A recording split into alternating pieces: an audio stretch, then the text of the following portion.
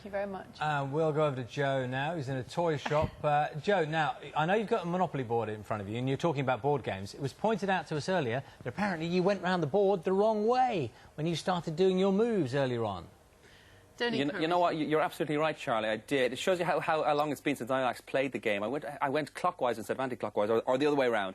Either way, I was in jail the last time you joined us, but I've done quite well since then. I've become actually a billionaire. So you can see here's Lynham Towers. I've just built this here, and I have bought a struggling football club, Wycombe Wanderers or something like that, and I've built a huge stadium here, as you can see here. And this is all part of the updating of very traditional board games. So with me now is Grant, who is from Hasbro, who make Monopoly. It's all about tweaking at the edges, making it interesting for people.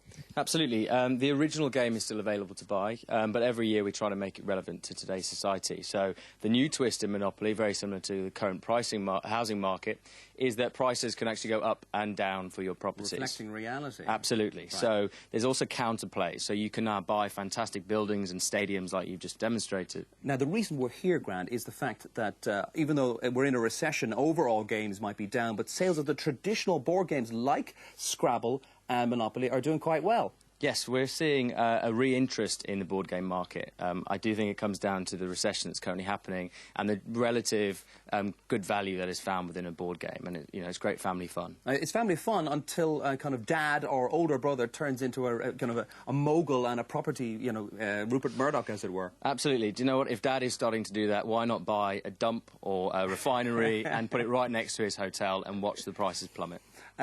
Before we nip on to Philip, you do electronic stuff, the video games as well, don't you? We have a relationship with Electronic Arts, and our board games are featured on the likes of Nintendo Wii, for example. So you can play a digital version on your Wii in the living room of Monopoly, That could be misconstrued, that last sentence, but I will move on to Philip, who is from Mattel. Mattel, of course, own the world-famous Scrabble. Sales are also up for your board games, is that not right? Yes. We've done particularly well over the last couple of years. It's the traditional games that everybody knows and love, and they're going back to them in these times. And also we're keeping up with the times with our really Scrabble's available on virtually every media, phone, computer that there is. So we're keeping up to date as well.